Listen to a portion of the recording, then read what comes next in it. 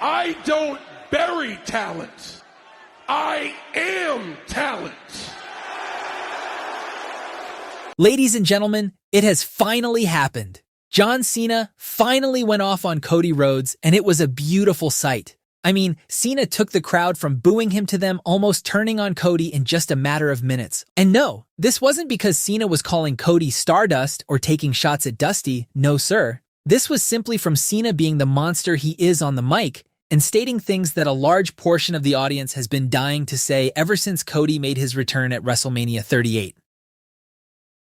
The segment starts with Cena coming out to the usual mixed reaction, but before he can say a word, Cody comes out and the crowd is singing his theme. The London crowd is chanting Cody's name. They are giving him a hero's welcome and Cena looks clearly disgusted. Before Cena could say a thing though, Cody interrupts him and tries to pull off a B-rabbit. Cody starts out by listing his own flaws. He says that he knows Cena's gonna probably cook him by calling him Stardust or mocking his lisp or taking shots at him for getting booed out of AEW. Cody thought listing out his flaws and using self-deprecation was gonna save him from getting fine-speeched by Cena, but boy was he wrong. Fans were thinking, now that Cody has already listed everything, what does Cena even say? How does Cena even retaliate to this? How does he come back? Well, how about, I'm also not gonna cook you. I'm gonna bury you. Cena starts off by bringing up the fact that for years, the WWE Universe has criticized him for burying talent. Cena says that he doesn't bury talent, he is talent, and that he buries mediocrity. Cena calls out Cody for manipulating his way to the top of the WWE by riding the coattails of other legends. Cena says he's been so great that the WWE could simply take his blueprint and hand it over to his chauffeur. Cena accuses Cody of stealing every secret from him to become undeniable, but he's still underwhelming. Basically, Cena calls Cody a fraud and a bootleg Cena who's nowhere near his level. But this is just the start. Next, Cena brings up one of the major criticisms that a large portion of the wrestling fan base has been waiting to say since Cody's return 2 years ago. I mean, just months before coming back to the WWE, Cody was doing things like this in New Japan and AEW. In New Japan, Cody was trying every evil tactic in the book to divide the Bullet Club. This is the same guy who was taking shots at WWE and participating in skits with the Young Bucks to mock Triple H and other WWE talent at the time. Even in AEW, Cody had an edge to him. He was destroying thrones with sledgehammers. He was still showing shades of his evil side. But ever since returning to the WWE, it looks like he has been completely trying to erase this part of himself. Ever since his return, he's been playing this superhero for the kids and a clean-cut good guy, while completely hiding this other side of himself. Cena says that Cody tries to be too perfect. He tries to be too polished, and that's what makes him come off as inauthentic.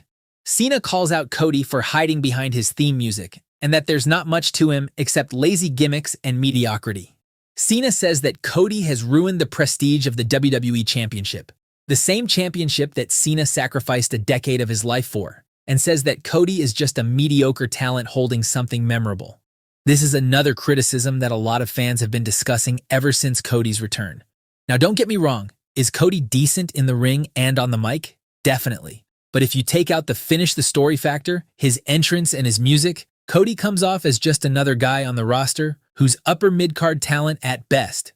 This has been especially apparent during his lackluster reign after winning the title at Mania.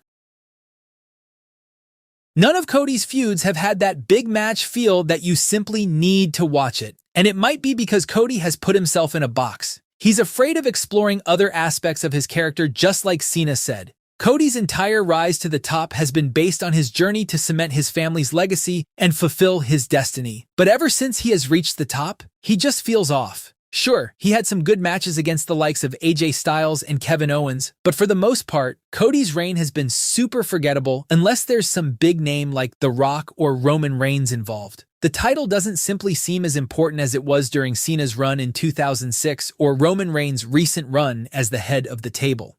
Cena claimed that the WWE Championship had lost all its prestige the moment Cody got his hands on it. Cena said he was coming back not just for a record 17th title, but to restore honor to a championship that had been tarnished under Cody's reign, and calls himself as the last real champion.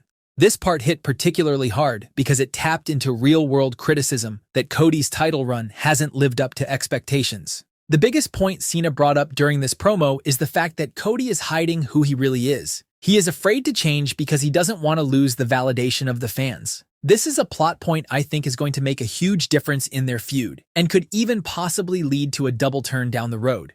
But coming back to the segment, Cena goes on to call Cody a sociopathic Nepo baby, who got his wrestling gimmick tattooed on his neck.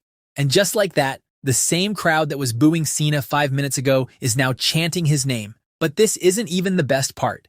This is where the real fun begins. Cody tries to fire back by saying Cena only got to the top because Vince liked him and calls him a company creation. But there's an obvious flaw in that statement. Let's not forget the fact that Cena almost got fired by Vince back in 2002 before he changed his character and proved himself to the office. This isn't a case like Roman Reigns where it was love at first sight for Vince. Cena had to prove himself to get the opportunity. But then, Cody makes his strongest point so far. Cody seems to strike a nerve with Cena when he accuses him of abandoning WWE for Hollywood when the company was struggling. Cody points out that while Cena was off making movies and claiming to have carried WWE on his back, it was actually guys like Cody who brought WWE back to its peak. Cody then stoops down to making some D-jokes and calls Cena a piece of shit. But Cena fires back by saying that he has never been protected from any audience or any superstar to walk down the ramp and shoot their best shot at him. Cena says how no matter how hard it got or how garbage the program was, he never left. He took what he was given and turned it into gold. But Cody had to leave. He had to go elsewhere because he knew that even at his best during his first run, he was nowhere close to Cena. And finally, Cena drops this banger. Cena says that he makes empires for billionaires while Cody simply steals from their kids. Just when it seemed like the segment was ending, Cody landed one last blow that visibly rattled Cena more than anything else. Till now, Cena seemed to have been unfazed by everything Cody threw at him. But then Cody brought up the "you can't wrestle" chants that have followed Cena throughout his career. This simple mention of Cena's biggest insecurity completely broke his composure. You could see it in Cena's face. After weathering every other insult, this was the one that got under his skin and made him snap. This is a great plot point that has been added to the feud that can be explored later on. There seems to be obvious jealousy from Cena's part on Cody getting the love and adoration from the fans that he never got during his run at the top. While Cena stayed with the WWE for 2 decades and kept showing up no matter how the crowd treated him, Cody left when things got tough, came back, and was welcomed like a hero, while Cena was pushed to the sidelines and treated as an afterthought. This is something they haven't completely explored yet in this feud, but I think it's another plot point that they'll bring up later down the road.